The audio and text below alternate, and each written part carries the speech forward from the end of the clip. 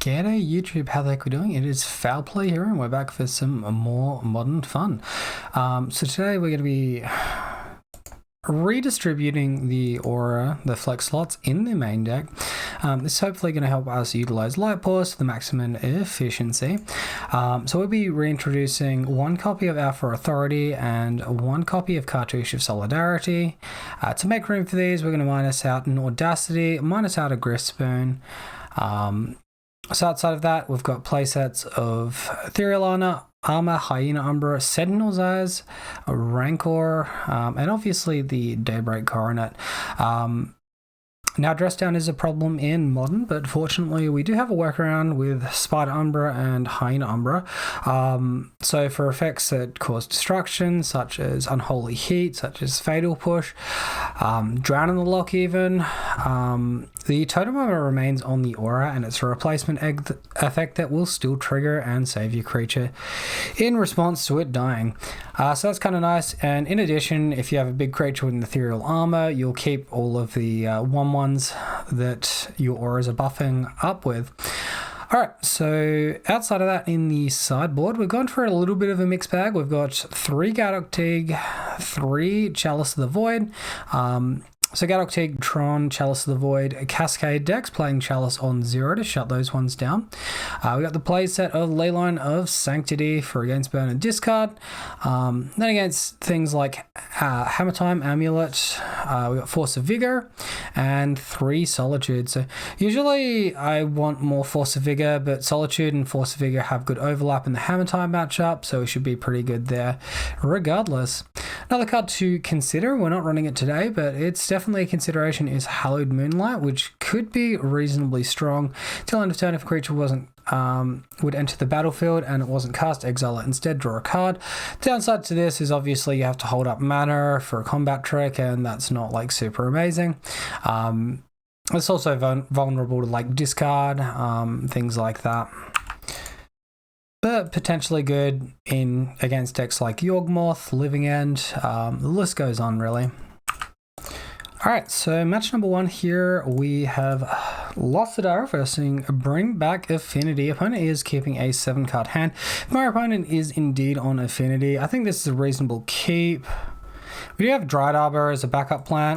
Alright, let's keep this. But something like Affinity, Light Pores will probably just win the match for us. If it's something more interactive, we might be in a bit of trouble.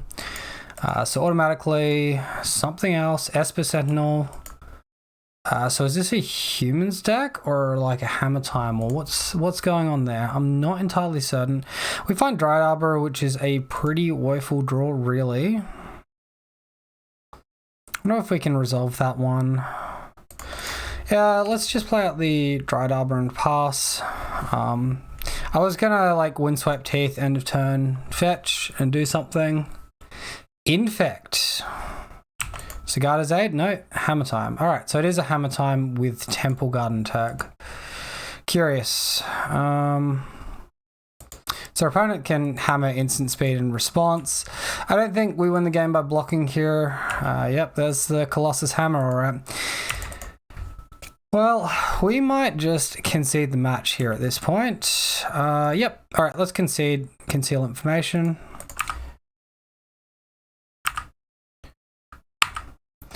Alright, so I managed to find a green-white Hammer Time list. This one dated back to May 2022, so almost a year old here. It looks like they run Devoted Druid, although I can't really see too much interaction past that. Probably the bigger troublesome card would be Khan the Great Creator there. Host of Auras. Doesn't look like there's any green sideboard tech though.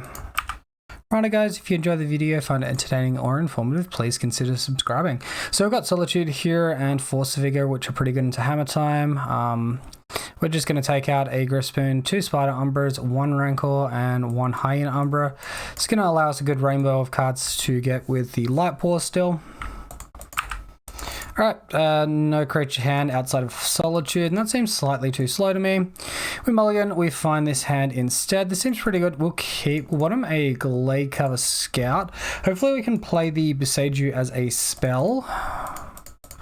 rather than the land drop. You'll notice all our auras are white, so Boseiju not the best land to play anyway. Looks like they got the Seachrome Coast as well, so very strange stuff going on at the moment. Still a pretty slow start from our opponent, fortunate to us. They did keep a 7-card hand initially. Did our attack just buffer out? I clicked on that. I'm sure if you turn the volume up, you'd actually hear the click as well. It's really frustrating. So we lost 2 points of damage there. Stoneforge Mystic from our opponent. I wonder if this is going to be like a Caldra Complete or something of that description. There it is. That's a big fat scary one.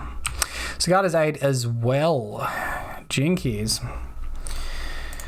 Alright, well, let's play some stuff. Fortunately, our one of Grifspoon is going to come pretty in handy here. Just continue loading up our guy. We're going to attack in for 4. Again, our opponent could be 2 damage lower if the game wasn't so darn buggy. Alright, Urza's Saga on the trigger now. Looks like a Marsh Flats go from our opponent. That seems good for us if they're on the defensive. And this doesn't have flying, so our scout can just continue attacking in. Boseiju off the top, and that doesn't really do very much. Alright, let's get in with scout. I think we want to leave both Hyena Umbra and Bogle in hand. So where this is going to come in handy is if we draw a Force of Vigor, if we draw a Solitude, that sort of thing.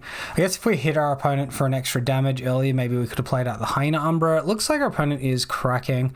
We also want to hold up this Boseiju. So our opponent's going for the construct here.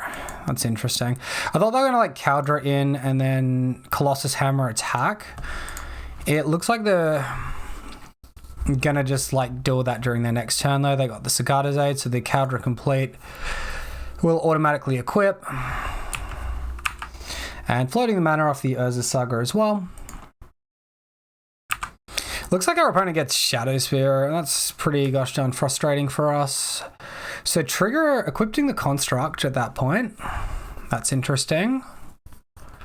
Construct is a card we can remove with Artifact Hate, and we're holding 3 cards in hand. We didn't tap any mana last turn. Seems weird that they'd want to play into it.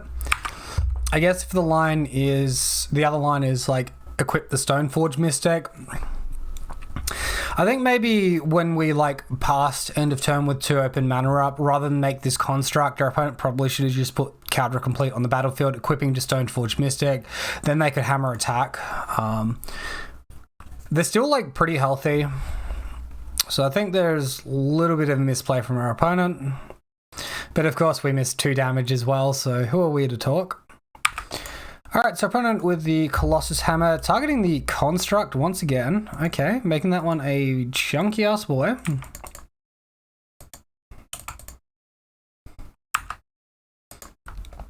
Alright, and I think what our opponent is going to do here is, in response to the Boseiju, they're going to Caldra Complete to give Indestructible. They did think about in the line for a little while here. We could just destroy the Colossus Hammer instead, and then we're pretty good. I think that's the line. I think we just go to blocks, block here. Our opponent will go mega healthy at this point. We'll pass priority to our opponent and they can counter. Okay, they've passed priority to us here. Because this is indestructible and gives... Yeah, the counter itself is indestructible. It gives the creature indestructible. It's probably just destroy the hammer. I think we just let it happen, go to 1. Unfortunately, our opponent goes to 26 off that. It's going to be rough, and I'm not sure how we win from here. Maybe a well-timed Solitude could be handy. I think we want to spend the mana, and let's just spend the mana on... They have 2 instances of Trample, one on the Shadow Spear, one on the Caldra Complete. So unfortunately, I think we have to take out the hammer there, although Shadow Spear could lead the way to March of Otherworldly Light, Dispatch, other sorts of creature removal after the activation. And Sentinel's Eye is off the top for us. It's not like super amazing. We've already got a Sentinel's Eyes on the board. I think our opponent like just counter kills us next turn. Alright, I'm going to concede. This one's a little far out of reach. I guess I go for the Boseiju play on the contrast, hope they misplay. Maybe I go for that end step. I don't know. Our opponent just went a little bit too big too quickly, and obviously they got the free game one, and we didn't see any sideboard interaction after bringing in 5 cards. We saw like the main deck Boseiju, but I'd argue a Force of Vigor would have been more handy there. Assuming we had the green card in hand, which we did on the Bogle, we would have been able to Hyena Umbra for an extra damage, then interact with both Shadow Spear and Colossus Hammer. Oh well. GG's, I hope you enjoyed the video. Be sure to let me know what you thought in the comment section below. Was our opponent's line optimal or not? Big question. It got blown out to Solitude though, I'll tell you that much. Until next time, have a wonderful day. I'll see you then.